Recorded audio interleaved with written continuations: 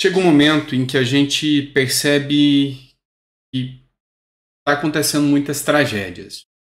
Tragédias naturais, como é o caso que a gente viu no Rio Grande do Sul, desastre, e hoje, nesse sábado, a gente amanhece com a notícia de que mais de 600 pessoas morreram em Marrocos por causa de um terremoto que aconteceu. E além das tragédias naturais, nós temos as tragédias humanas, tragédias morais.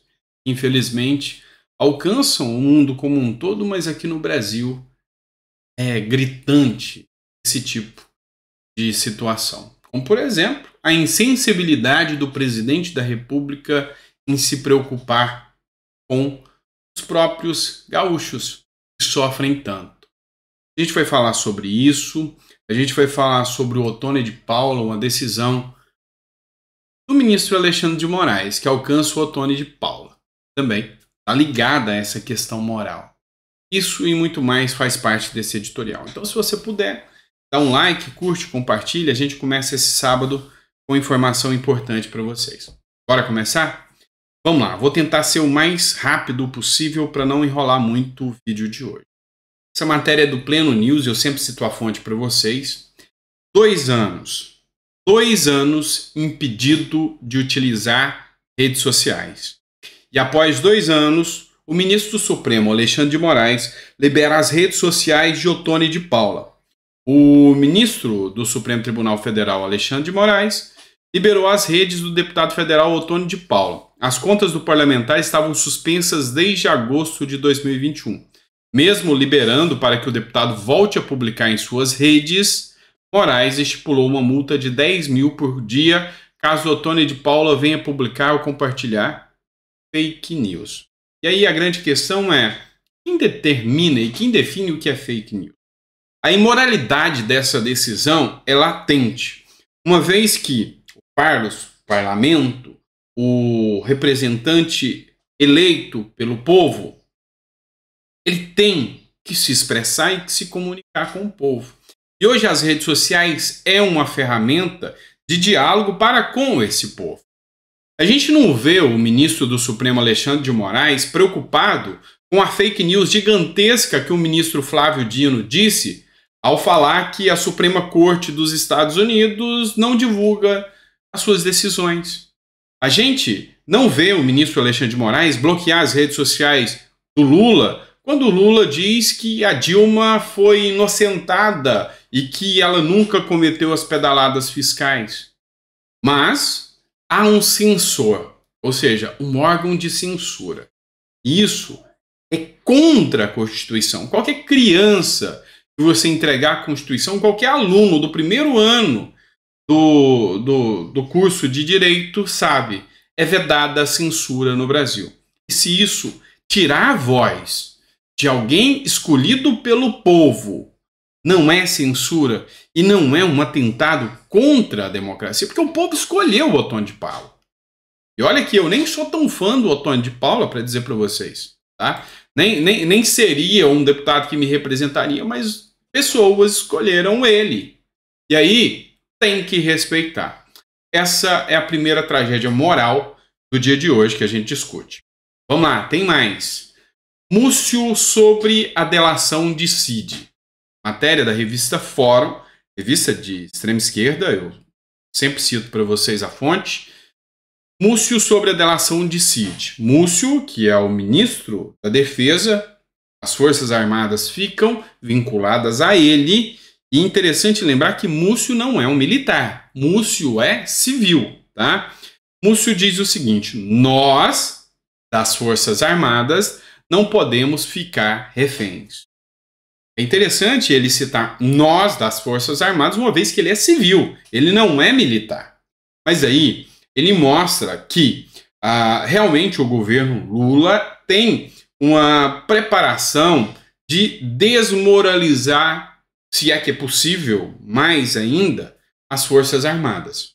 E aí mostra o desconforto, o incômodo em relação a Múcio, sobre toda essa situação, sobre o Cid, Mauro Cid, que é filho do Lorena Cid, né, que é um coronel do Exército, que está causando um desconforto muito grande por parte do próprio Exército.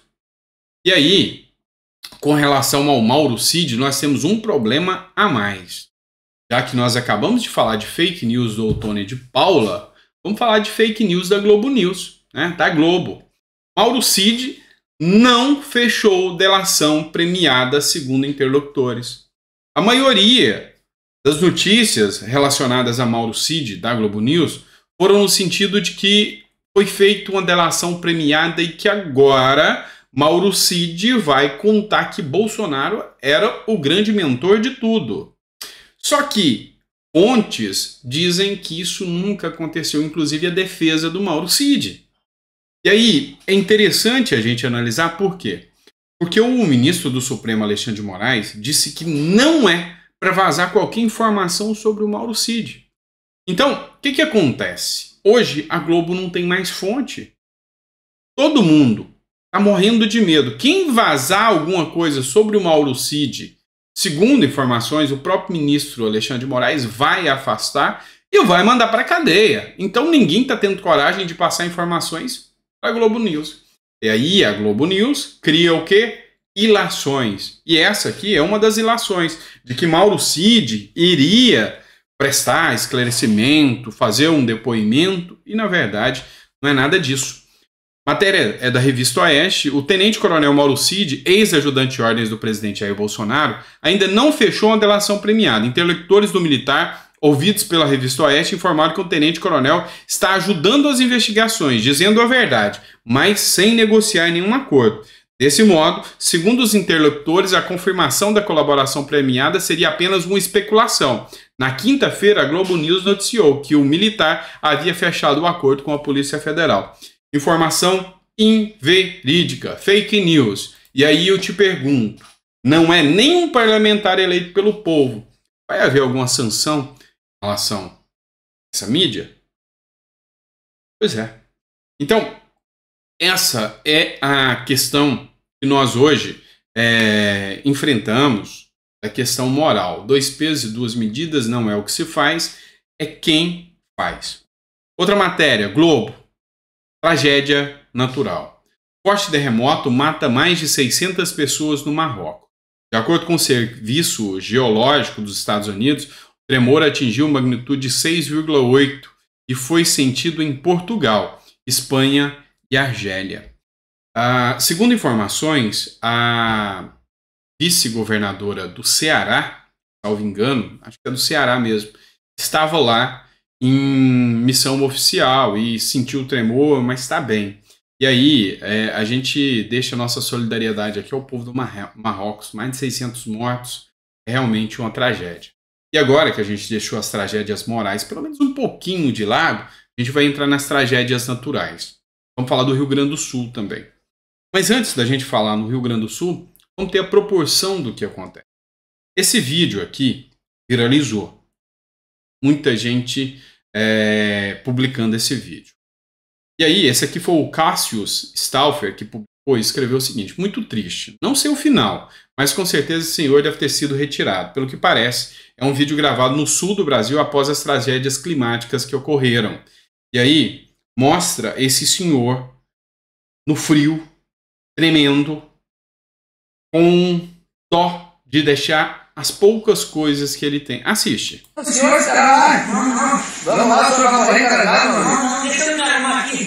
Com Deus, não sei nada. Nós só saímos com o senhor junto. Não pode. Mas de jeito eu tenho que eu sair. Arruma uma cama pra nós, vamos posar aí junto. Não, dormir de jeito até que eu não tenho. Tem que tudo molhado. Mas eu só perdi meus dois que eu tinha. Mas então vamos lá, então fica lá, tem emoção. Não. Vocês viram que ele não queria deixar a casa. O único bem que ele tem estava ali, ó, com água à cintura. Esse é o retrato do Rio Grande do Sul hoje. Tem mais. Retrato oficial. O Eduardo Leite colocou essas imagens aqui do estado final. Todas as fontes de montagem filmadas. Então, falei com o Exército para conseguir disponibilizar também maquinário, retroescavadeira, caminhão, tudo mais. Nós vamos também ter um contrato do Estado de máquinas. Vamos colocar à disposição de vocês aqui.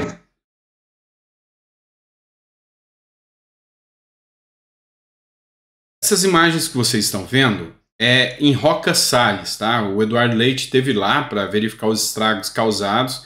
Cenário de guerra, cenário de uma tragédia sem precedentes. Obrigado pela sua ajuda. Família, tá todo mundo bem? Tudo bem, graças a Deus. Então força aí para vocês, nós estamos juntos aqui para fazer tudo que for possível para restabelecer aí o quanto antes.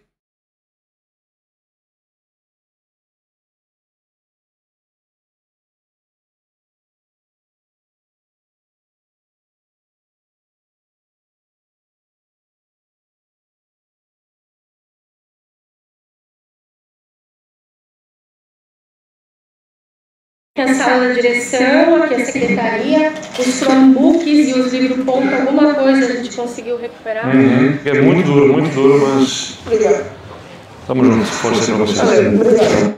Obrigado, Ministério, por estar aqui fazendo a parte, tá? A sorte foi o armário não caiu. Aí eu consegui ficar em cima. Até hoje da manhã, quando a água desceu, daí eu consegui descer. Quando acreditem, nós vamos mostrar. Vamos começar por onde? Mas nós, agora... Vivo, né? Exatamente. Agora está tudo meio caótico, mas não vai faltar recurso, não vai faltar gente. Nós estamos botando tudo que a gente pode de energia aqui. Obrigado pela força que estão dando o pessoal todo aí. Importante. Isso é bonito de ver. Isso nos reconforta saber que tem. Tipo vizinhos, nossos filhos, né? Eram filhos do Boré. Sim, que bom que tem gente como você aí para ajudar. Enfim, a gente está falando dos desafios morais da humanidade e dos setores públicos, principalmente. Mas começou um movimento pelo próprio povo do Rio Grande do Sul, esse que é considerado fascista pelo presidente da República. Esse povo fez o maior movimento de recuperação dessas áreas afetadas. O povo está doando, o movimento é gigantesco e parabéns para o povo. Mas os nossos gestores, como que tá? É simples, a imprensa mostra. Nem mesmo um ciclone sensibilizou o Lula, disse Ciro Nogueira. O presidente não se importa, não se importou com o povo do Rio Grande do Sul. Se preocupa mais com a própria imagem. Matéria também do antagonista. Orientei o governo a estar de prontidão, diz Lula após críticas. O que preocupou não é o povo do Rio Grande do Sul, são as críticas. É nítido que você percebe isso, porque somente depois de muitas críticas, somente depois da primeira-dama de vermelho, esposa do Lula, ter saído do 7 de setembro, postado no seu Twitter, que vai ter muito tempo para postar no Twitter, chegado lá na Índia e dizendo que está pronta para dançar, ele lembrou a virada do ano, enquanto pessoas morriam em São Paulo e ela só queria curtir o Réveillon dela. É o tipo de pessoa que não tem sensibilidade ao seu povo, não tem preparo para ser primeira-dama, não tem sequer a sensibilidade necessária para isso. E aí, tentaram diminuir as críticas. Para diminuir as críticas, Alckmin visita o Rio Grande do Sul neste fim de semana. Ele vai para lá domingo. E verba federal também vai ser liberada, no máximo na sexta-feira, para ajudar a população do estado que enfrenta uma tragédia. R$ 800 vai ser a liberação por pessoa desabrigada e, sabe, é o que se pode fazer. Nenhuma menção, nenhuma preocupação. É o povo fascista do Sul que Lula tanto odeia, embora tenha entrado na presidência com a mensagem de pacificação. Matéria do UOL para vocês. Alckmin vai ao Rio Grande do Sul 6 dias após a maior tragédia climática do estado. É o UOL tecendo crítica. 6 dias depois das críticas, o Alckmin vai. E o Lula sequer comentou, sequer se preocupou. Mas aí agora, hoje, lá na Índia, a coisa ficou feia. Aí ele se manifesta, né? Aí ele citou as mortes do Rio Grande do Sul. Matéria do Estadão. Lula cita as mortes no Rio Grande do Sul e culpa o descompromisso ambiental por emergências climáticas sem precedentes. Pois é. Falou uma palavra que representa bem o que ele fez com o Rio Grande do Sul. Descompromisso. Essa é a palavra que bem cita o Lula, tá? Mas aí vem uma publicação do deputado Sanderson. O Sanderson, que é do Rio Grande do Sul, e representa a oposição. Ele escreveu o seguinte: Janja da Silva, a primeira-dama do Brasil, dama de vermelho, é a exata fotografia do atual governo. Imoral, irresponsável. Dezenas de pessoas mortas, afogadas aqui no Rio Grande do Sul. Desabrigados, desalento. Mas e daí? O que importa é que o amor venceu. E o povo que se lasque para bancar as imoralidades lulistas. Ao invés de estarem passeando e torrando dinheiro público, mundo afora e fazendo dancinha, o presidente da República e sua esposa Janja da Silva deveriam estar aqui no Rio Grande do Sul reconhecendo as dificuldades que a população está passando por conta da maior enchente da história. O Alckmin tentou justificar, falou que não, o Lula não foi porque tinha um compromisso 7 de setembro e estava com algumas dores, mas dá para fazer dancinha lá na Índia, né? O Eduardo Leite preferiu não comentar. Segundo uma coletiva de imprensa noticiada pelo UOL, costuma passar pano pelo Lula. Eduardo Leite sobre Lula. Vou me abster de comentar a ausência do presidente. Eu colocaria uma palavra a mais na fala do Eduardo Leite, a ausência moral do presidente. E aí, para concluir essa nossa análise do que acontece, foi R$800 por pessoa, correto? R$800 lá no Rio Grande do Sul para ajudar. Mas teve um gasto um pouco exagerado. Revista Oeste, os gastos com hotel de luxo para Lula e Janja na Índia. O governo também reservou salas de apoio para o presidente e sua comitiva. O petista vai participar da cúpula do G20. Então, será que o Lula gastou muito? Ah, eu duvido. O Lula não gastaria muito num hotel de luxo para ele e para Janja. Ainda mais num momento tão triste, né? Mas aí o Flávio Bolsonaro diz, e cita uma matéria da Revista Oeste.